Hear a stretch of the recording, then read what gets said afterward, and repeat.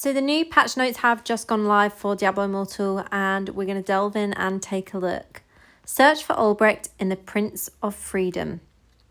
Tensions run high in Sharval as clashes between its people deepen wounds inflicted on the very land they stand upon. As desperation mounts, the citizens of Highfork, a town in the Sharval Wilds, seek aid wherever it may present itself, even if that same aid may be their undoing. Our 12th major update, Prince of Freedom, will release on June 19th. Get acquainted with some of the coming features alongside the next chapter in the Epoch of Madness storyline, such as party duels, new Halikri bosses, ancient legendary items, and more. Plus, you can claim a 5-star Quality 2 Blood Flow legendary gem as a gift from Battle.net from June 19th until July 2nd. Read on for more details. We also have the video here from the developers for Prince of Freedom, so let's take a look. Fan mail, fan mail. Ryan, I love our fans.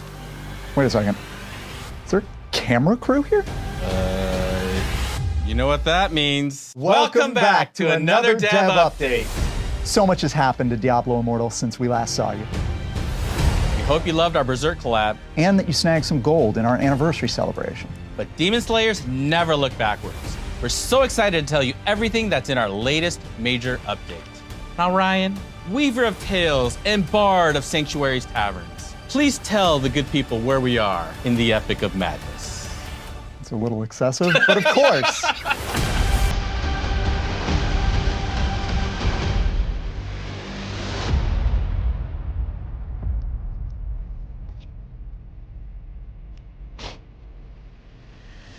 At the end of Diablo Immortal's last quest, The Writhing Wilds, you were searching for Albrecht and his Shardborn in the dangerous woods of Sharval. The quest in patch 4.0, Prince of Freedom, will continue that story. To find Albrecht, you'll scour Sharval's forests, looking for a witch who speaks for the Fae. But you can't just walk across this vast region. And while you travel town to town, you'll find revolt brewing. In this uncertain time, with the world changing beneath their feet, the people of Sharval are at each other's throats and desperate for a hero. If that's not you, it'll probably be someone worse. Patch 4.0 takes us to Highfork, a logging township outside the capital city of Enstead. Some in the town have fallen on hard times, while others enjoy luxury, and you'll see just how far people will go to balance the scales in their favor. The comic Year of the Harvest introduces key characters in Highfork, including its magistrate, Waldar, and one of Albrecht's closest confidants, the paladin, Senua. As you get closer to Albrecht, the woods will loom, and you'll face all the dangers of a predator-filled forest. But what you'll find beneath Sharval's deepest canopies is darker still. Old faiths have ruled in Sharval for centuries, yet an awakening is arriving with the Shardborn. What could Albrecht want with this untamed wild and its people? And will they want the same thing?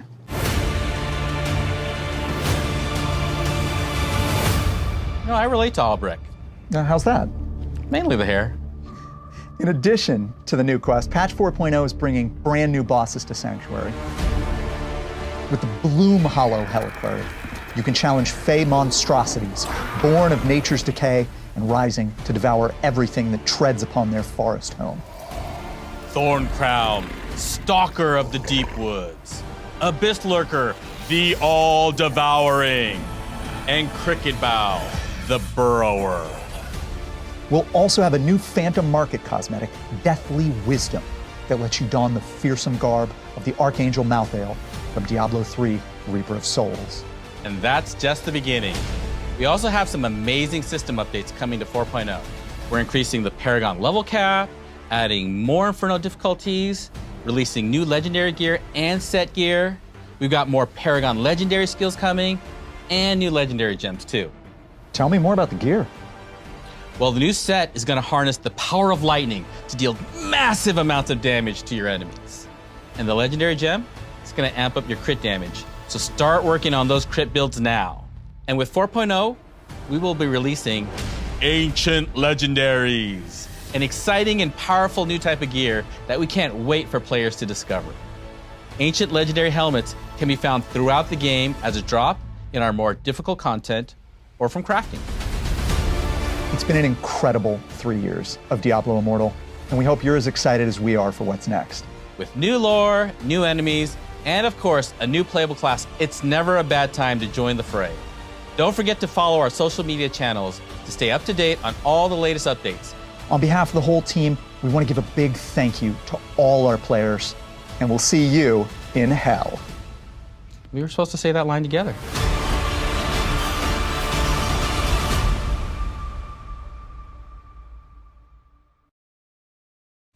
So I'm pretty excited from seeing that video. Let's delve in and see what is in the codex. So we have Prince of Freedom main quest, Clobber the competition in party duels, Dare to challenge the Bloom Hollow, ancient legendary items, set hunter event, new legendary gems, 5-star blood flow legendary gem gift, and more details to come. So kicking off with the Prince of Freedom main quest. In Prince of Freedom, your pursuit of Albrecht leads you to the forest town of Highfork. To uncover his whereabouts, you'll need to join forces with unlikely allies, search the town for clues, and interpret a series of troubling visions, ones that foretell a dire future not only for Sharval, but for all of Sanctuary. The people of Sharval long for a saviour, but at what cost? To begin the Prince of Freedom quest, you must be on Hell difficulty 1 or higher, have reached Paragon level 60 or above, and have completed the Riving Wilds quest. So this leads on from the Riving Wilds storyline, which I'm so excited to do. I'm so excited to see this. I really love the storyline. I really love the lore of the game. So yeah, super excited for this part of the update. Clobber the competition in party duels. Want to prove your Sanctuary's finest defender? Grab your best loadout and head to the wilderness with up to 3 other players in your party. Using the new Party Duels PvP feature, you can initiate a duel with another team of up to 4 players. To get the fight started, click or tap on another player and select the challenge button. Once your invitation has been accepted, a warm-up phase will be initiated and then the brawl begins. To the winner goes the spoils, which in this case are commemorative badges of your triumphant victory. All players can initiate a party duel, and any monsters in the vicinity of your duel will be excluded from the conflict. Party duels were created as a flexible barrier-free PvP offering that can be engaged with on your terms. We look forward to seeing how you use this new way of playing. So I'm not sure if this is only in Sharval Wilds. It looks like this is part of Sharval Wilds here. Kind of excited and intrigued for this. It'll be really fun to play as a warband. Setting up warband teams for this would be amazing. But I'm also concerned that people will just be taking advantage of the smaller fish in Diablo. Obviously, there's a lot of huge whales on every server, so it's going to be interesting to see, what happens with this and what drama it causes on server. Dare to challenge the Bloom Hollow. The Bloom Hollow Halikri bosses hunger for adventurers foolish enough to oppose them. These avatars of nature's rot and decay, fey monstrosities awakened by the turmoil in Sharval, threaten to consume anyone who dares tread upon their forested domain. So let's take a look at each of these bosses. Kicking off, we have Thorncrown. This ancient fey is known to lurk within the darkest region of Sharval, hunting for humans. Ancient records indicate that the witches of the Untamable Wilds once communicated with Thorncrown by scratching symbols into wood. When the witches drew a human face, it repeatedly slashed at the drawing, reducing the bark to a pulp. Crooked Bow. Long ago, a circle of witches attacked a group of paladins within the infested monastery. Amidst the bloodbath, swarms of fey infested the church and invaded their bodies, burrowing into their open wounds. These corpses have since decayed beyond recognition, but the fey still use the husks to defend their land from any trespassers. Abyss Lurker. Within the northern mountain ranges of the Sharval Wilds lies an abandoned bridge reclaimed by the land. The Abyss Lurker, a colossal fey, prowls within the depths below the stone overpass, waiting for prey. Few have dared to cross the bridge, and even fewer have been seen again. Emerge victoriously from your fated duels with the Bloom Hollow to unlock Infernal difficulties 7, 8, and 9. So that confirms we have 3 new Inferno difficulties coming, along with these Halikri bosses. Ancient legendary items. Powerful armour thought to exist only in tall tales told to the fledgling warriors that have been exhumed from the depths of Sanctuary. 5 ancient legendary helmets, each containing 4 attributes and 4 affixes, can be earned as a drop or crafted at the blacksmith in Inferno difficulty 7 and higher. All affixes on ancient legendary items are predetermined, with one new affix being unique to each item. We'll have more information about which affixes can be found in these helmets in a future article. Ancient legendary items can be acquired as drop from the following activities: Halikri Gauntlet, Vanguard, Terror Rifts, Oblivion Pillars, and Hellslayer bounties. So this looks kind of interesting. I'm not entirely sure how this is going to work. It looks like they've got awesome magic attributes. And yeah, we'll see that when that's in game. Obviously, it says you can craft these, as you can see here, but you can obviously earn them from the activities that I've just mentioned as well. To craft these helmets, you'll need to acquire 100 of a new resource called Ancient Artifacts and visit a blacksmith. This resource can be acquired from the following sources: Halikri, dungeons, and Battle Pass daily chests. Once acquired, these new ancient legendary items will not only boost your combat rating significantly, but the affixes they provide create new directions to take your build in. We're extremely excited for you to beat back Hell's Spawn using ancient legendary items. So this is totally new kind of legendary item. I'm going to be interested to see if this is as good as the Eternal affixes. I'm interested to try that out. We'll definitely be testing these and crafting these when we can in game. Set Hunter event.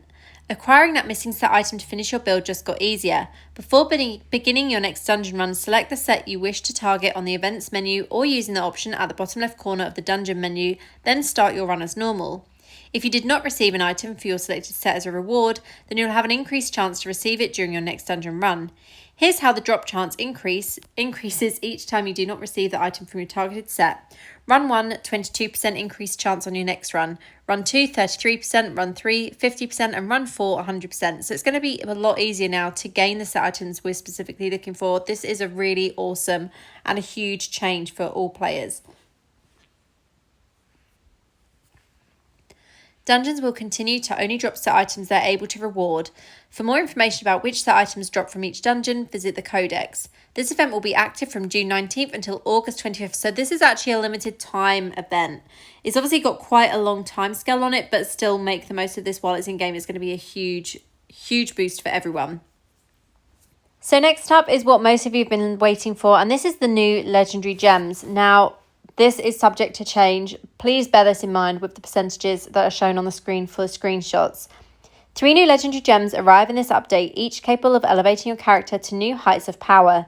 The values below reflect each legendary gem's power at rank 10, and you'll notice for Blood Flow it doesn't actually have the percentages in this written text here. So Blood Flow 5-star legendary gem. Your critical hits cause you to enter a Blood Rage, increasing your damage done and your critical hit damage. While Blood Rage is active, your critical hits also rend flesh, causing enemies to bleed for additional damage every second. Additionally, you gain increased critical hit chance for each bleed on nearby enemies, stacking up to a maximum of 4 times. Blood Rage cannot trigger more often than once every 20 seconds, and rend flesh cannot trigger on the same enemy more often than once every 1 second. This still looks super powerful. The screenshot here shows a breakdown of the gem, but as I mentioned, this is subject to change. Don't take this at face value. It may be different when it lands in game. We've had it before when we've done the test servers and the gems have landed in game, and they've been slightly different, as you know, from when I last covered the Crimson Baylet legendary gem. Stubborn Oracle 2-star legendary gem. When you're attacked, a divine aegis forms before you, increasing your block chance against enemies in front of you and reducing the duration of loss of control effects. Cannot occur more often than once every 20 seconds. So this one will be great for PvP, especially against loss of control effects. So this one will work well against Wizard, I believe. And that is your 2-star legendary gem. Again, the percentages aren't written down in the text, but they are on this screenshot here. It may change with the update. Surging Sea 1-star legendary gem. Using a skill increases your skill damage done, stacking up to 10 times. Skill cooldown is reduced. Again, there's percentages here in the screenshot, but this may change. 5-star Blood Flow legendary gem gift.